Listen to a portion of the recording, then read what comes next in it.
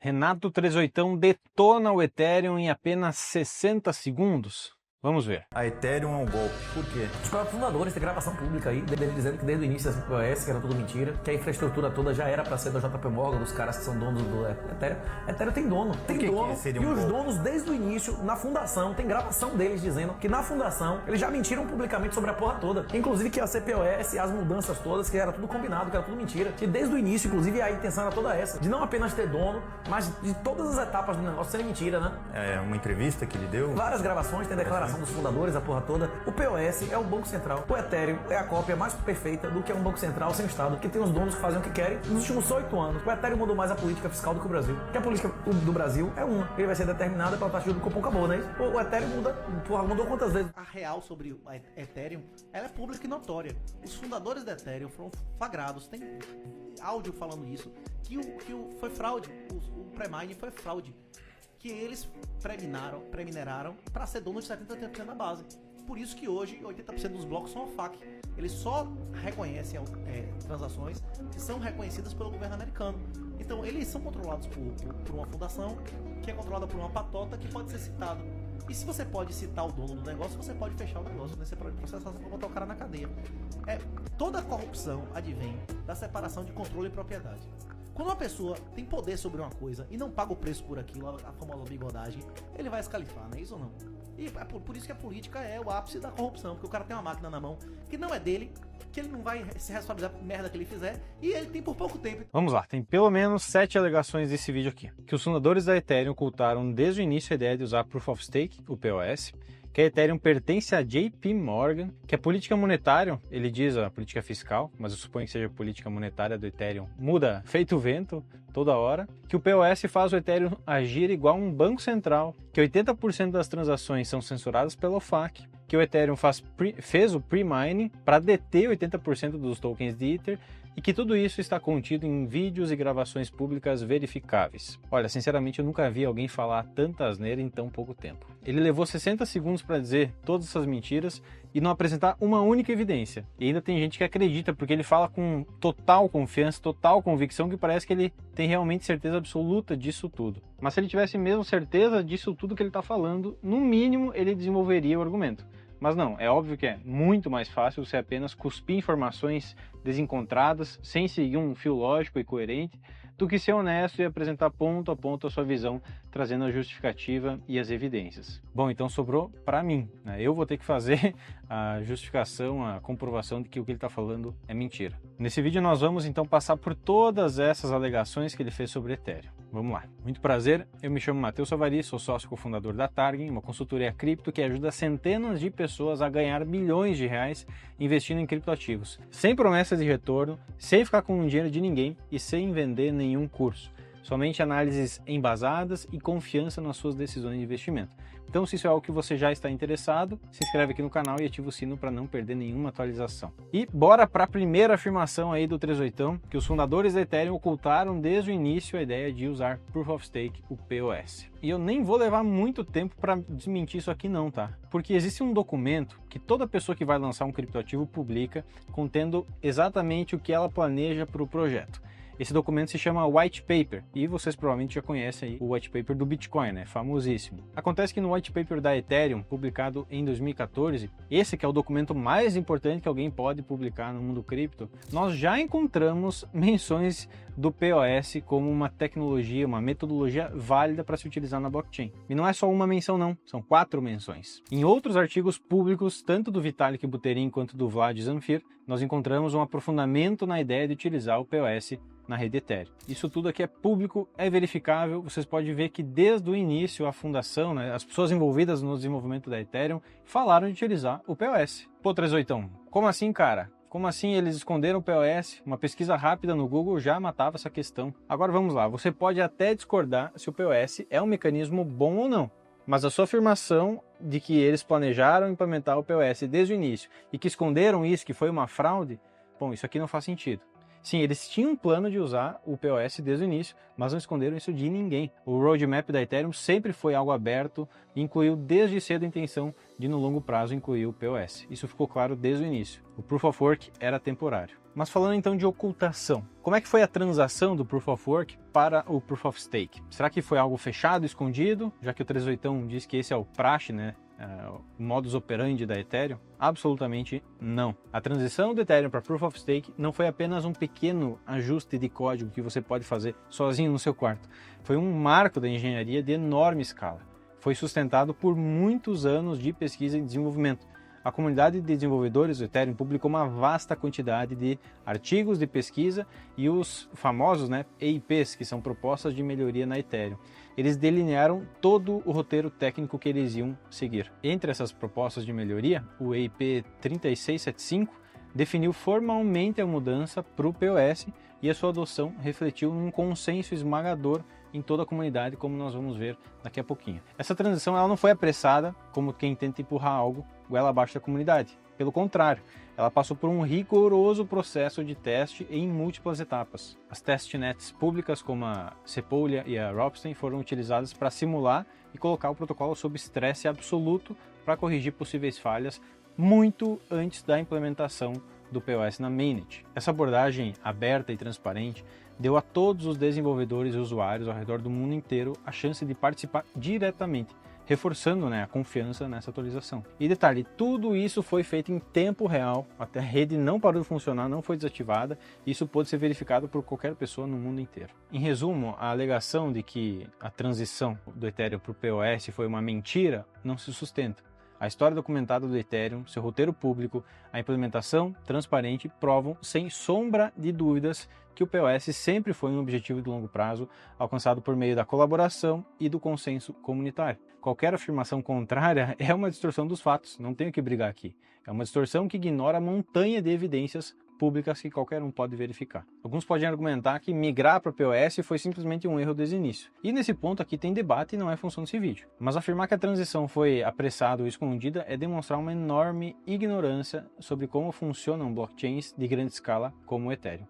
Simplesmente não dá para esconder ou apressar uma atualização desse tipo. Número 2. O JP Morgan é dono da rede Ethereum? Olha, essa sem sombra de dúvidas é a afirmação mais sem pé nem cabeça que eu já ouvi sobre a Ethereum. Ela mostra total ignorância sobre como a rede funciona e os graus de descentralização possíveis numa blockchain. Por design, o Ethereum é uma rede descentralizada. Isso significa que nenhuma entidade única, seja uma incorporação, um governo ou um indivíduo, consegue controlar o Ethereum. A rede é mantida por uma comunidade global de operadores de nós, desenvolvedores e usuários, todos desempenhando papel na governança. A descentralização é uma característica central do Ethereum. E novamente, isso aqui acontece por design, não é achismo. É factual. Isso é suficiente para mostrar que nem o JP Morgan, nem ninguém consegue ser dono da rede Ethereum. Essa afirmação não tem sentido. Mas afinal, da onde foi que o 3.8 tirou essa ideia? O rumor de que a JP Morgan controla o Ethereum remonta assim aos primórdios e a um acordo comercial entre o JP Morgan e a Consensys, uma empresa privada de software que desenvolve produtos e serviços para o ecossistema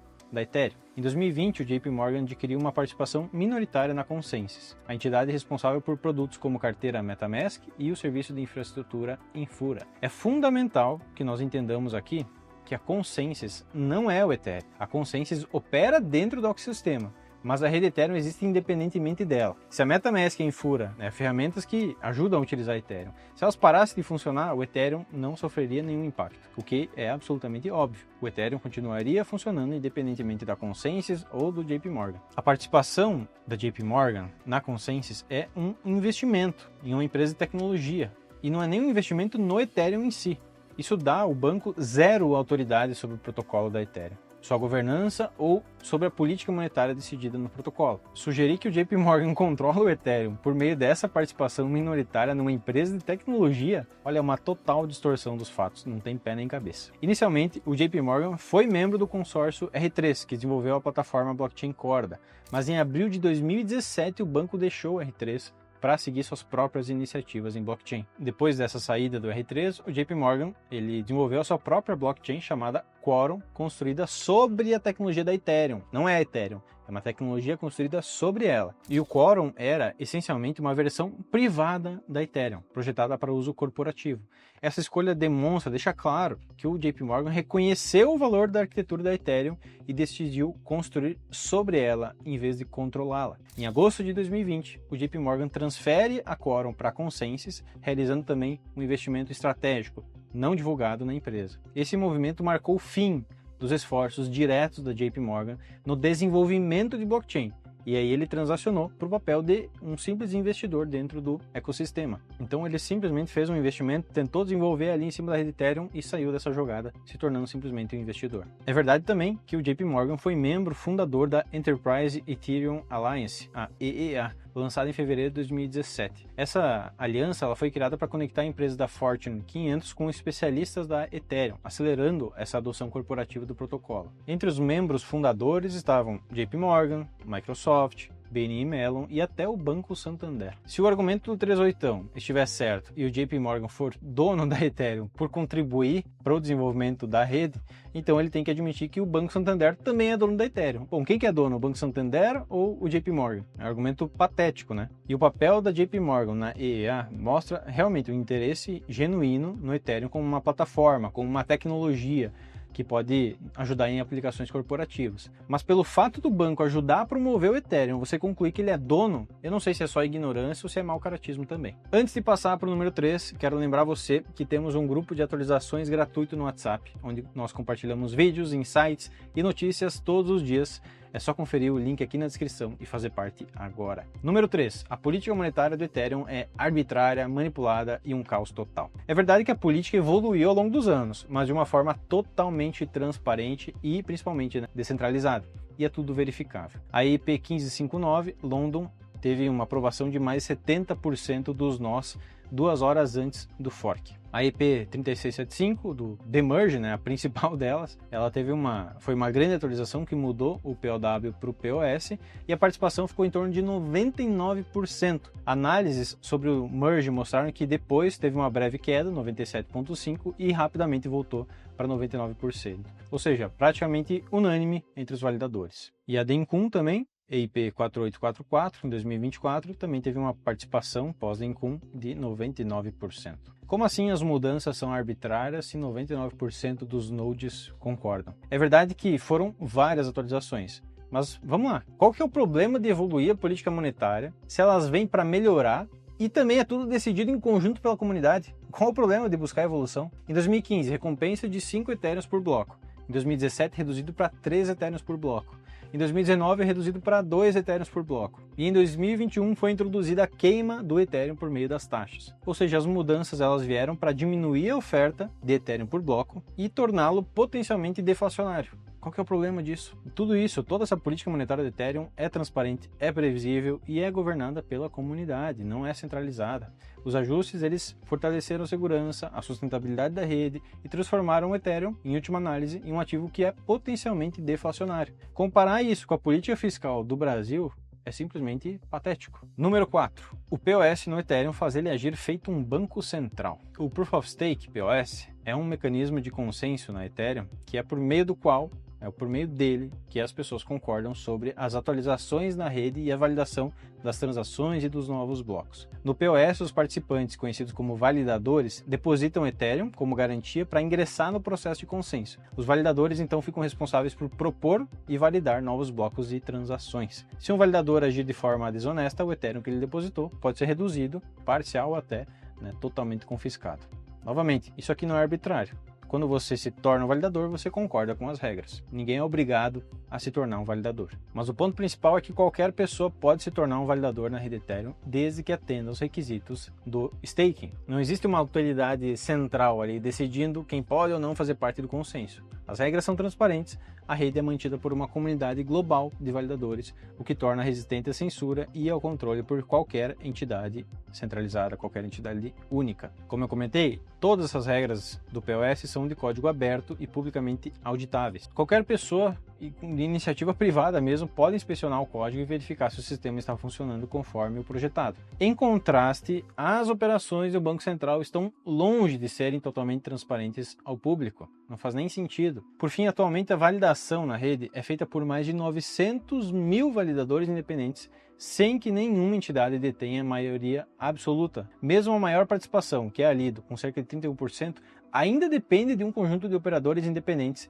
Nem a Lido, com 31%, tem centralização. Absolutamente nenhuma autoridade central pode alterar unilateralmente as regras do POS. Em contraste, as decisões de bancos centrais são tomadas por um pequeno grupo de pessoas e autoridades que são nomeadas pelo governo. O POS na Ethereum é transparente e aberto ao público, descentralizado e tem 900 mil validadores. Vamos ser sinceros, o que tem de banco central nisso? Número 5. A OFAC censura 80% das transações na Ethereum. O OFAC é uma agência do Departamento do Tesouro dos Estados Unidos responsável por administrar e aplicar sanções econômicas e comerciais. O argumento do 38 aqui é de que essa agência impõe a sua atuação na rede Ethereum para censurar transações que não estejam em conformidade com ela e que isso é 80% do que acontece no Ethereum. 80% das transações são censuradas pela OFAC. A conformidade com a OFAC no Ethereum ocorre por meio do protocolo MEV Boost, no qual os construtores de blocos podem optar ou não por filtrar as transações provenientes de endereços sancionados. O ponto crucial aqui é que esse filtro não é obrigatório e muito menos universal. Os validadores eles continuam livres para propor blocos sem utilizar o MEV Boost,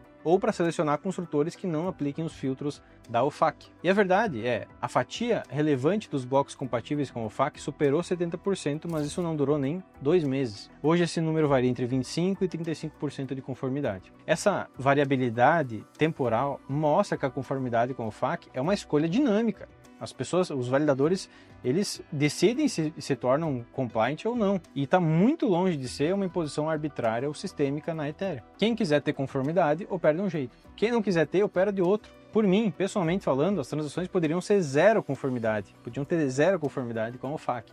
Não é a realidade atual, realmente. Mas e se eu te disser que o Bitcoin também tem conformidade com a OFAC? Olha, se o problema é ter um grau de conformidade com a OFAC, então a gente não pode nem usar o Bitcoin. Nenhuma grande rede blockchain opera com 0% de conformidade. Elas tendem a se tornar complacentes com a regulação. E o Bitcoin, por exemplo, possui pools de mineração e mineradoras que aplicam filtragens bem semelhantes. A diferença é que no caso da Ethereum, a conformidade com a OFAC é totalmente transparente, é mensurável por meio de ferramentas como o MEV-Watch. Número 6. O Ethereum fez fraude no pre-mining para deter 80% dos tokens. O Ethereum de fato teve um pré-mining de 72 milhões de tokens na Ethereum. É como se uma empresa decidisse emitir ali 72 milhões de ações para abrir capital na bolsa de valores, tá? Um sistema parecido. No entanto, a fatia que ia para os desenvolvedores e para a Ethereum Foundation está muito longe de 80%. Na verdade, foram 12 milhões de tokens, que dá em média 16%, não 80% como disse o 38. E os outros 60 milhões foram vendidos publicamente. E desses, 83% foi vendido dentro de apenas 2 semanas. E das carteiras que compraram massivamente lá no início, mais de 92% já venderam o Ethereum. No total, as carteiras criadas naquela época controlam menos de 2% do supply total de Ethereum. Mas segundo o 38, a fundação tinha 80%. Só mais uma mentira. Hoje a fundação tem cerca de apenas 0,26% de todo o Ethereum circulante. E como é de praxe, toda oferta de tokens foi planejada e divulgada publicamente. É diferente do Bitcoin, realmente. O Satoshi Nakamoto ele pôde lançar um simples anúncio e a publicação de um código aberto. O Ethereum exigiu um financiamento massivo para construir uma infraestrutura complexa. A linguagem de programação exclusiva da Ethereum, o Solidity, a máquina virtual do Ethereum, a EVM, o sistema de contratos inteligentes e toda a base de ferramentas para desenvolvedores. O pre-mining serviu como um mecanismo de financiamento necessário para criar um ecossistema que foi muito além de simples transações peer-to-peer como o Bitcoin. Você concordar com isso ou não? Tudo bem, a questão é que foi transparente e todo mundo sabia exatamente o que estava acontecendo desde o início. Número 7. Todas essas afirmações de fraude estão contidas em gravações públicas reveladoras. Isso aqui parece até o programa do João Kleber. A única chamada gravação a qual os críticos recorrem vem do Steven Nerayoff, um ex-conselheiro da Ethereum. Quando o Nerayoff finalmente divulgou a sua tão anunciada evidência explosiva em novembro de 2023, O que veio à tona foi uma conversa de 2015 entre ele e o Vitalik. O conteúdo da gravação era na verdade uma discussão técnica sobre os rumos do Ethereum e não tinha nenhuma admissão de fraude ou ilegalidade. Aliás, o Vitalik praticamente não falou nada na gravação, além de concordar com ele, né, fazer um e fazer perguntas para ele também, já que ele era o conselheiro. O Nerayoff acusou o Buterin e outros líderes da Ethereum de má gestão, apontando problemas como a falta de hedge nas reservas de Bitcoin, planejamento financeiro deficiente e riscos regulatórios sérios ligados a leis de valores imobiliários, tributação e transmissão de dinheiro. Nas conversas gravadas, ele aconselhava o Buterin a reestruturar radicalmente o projeto. Ele sugeriu ao Buterin demitir a maior parte da liderança, realizar uma auditoria independente e formar uma nova entidade com fins lucrativos, diferente da Ethereum Foundation, que é sem fins lucrativos. Nos anos seguintes, o Nerayoff intensificou as suas alegações, sugerindo que o Vitalik e a Ethereum teriam se beneficiado de favorecimento regulatório, o ETH-Gate, e até caracterizando todo o ecossistema Web3 como uma ferramenta de fraude para enriquecimento pessoal. Apesar desse tom dramático, nenhuma das acusações mais graves do Nerayoff, como fraude, corrupção ou conluio com reguladores, foi comprovada em tribunal ou por investigação independente. As gravações de fato confirmam que o Nerayoff deu ao Vitalik alertas jurídicos, financeiros e tudo mais, mas não tem evidência pública nenhuma de que essas recomendações tenham sido seguidas. Até hoje, os seus alertas permanecem como anedotas históricas e não escândalos comprovados. E o desenvolvimento da Ethereum acabou tomando um rumo bem diferente do plano de resgate que ele propôs. Mas o ponto decisivo em tudo isso daqui, que enfraquece totalmente essa narrativa de fraude, é a própria admissão pública do Nerayoff no Twitter, dizendo que a gravação não está diretamente relacionada à fraude, mas vai esclarecer muito do que estava acontecendo. É um reconhecimento claro de que o material apresentado não constitui prova direta das alegações conspiratórias que ele vinha fazendo. Eu duvido muito que o 38 tenha então visto essa conversa entre eles dois ou lido a transcrição, porque se tivesse lido essa conversa reveladora, ele teria concluído que só mostra que o Ethereum nos primeiros anos enfrentava os mesmos desafios que qualquer grande empreendimento enfrenta: dinheiro, pessoas e processos. Era isso que o documento, que a conversa mostrava. Com base em evidências verificáveis, a narrativa do Nerayoff, embora seja muito sensacionalista, carece de qualquer apoio factual direto. Ou seja, não existem as tais gravações provando a fraude que o 38 repete infinitamente por podcasts Brasil afora. O Ethereum não é uma rede perfeita, pessoal. E vamos lá, não existe rede perfeita, pelo amor de Deus. O problema é saber endereçar sua crítica em vez de simplesmente gritar mentiras infundadas. Mas como eu disse no começo do vídeo, cuspir mentiras é sempre muito mais fácil do que servir a verdade, por mais desconfortável que ela seja. E no caso desses 7 pontos, eu espero ter trazido a você um pouco de luz. E agora eu quero saber se você tem alguma evidência que vai contra o que eu falei. Eu adoraria ficar sabendo, então deixe aí nos comentários, por favor. E se você quer investir nesse mundo dos criptoativos com a segurança que só informações sérias e de qualidade podem entregar, considere se tornar cliente da Targen, da nossa consultoria. Os links estão aqui na descrição desse vídeo. Eu agradeço a sua audiência e nós nos vemos no próximo conteúdo. Até mais!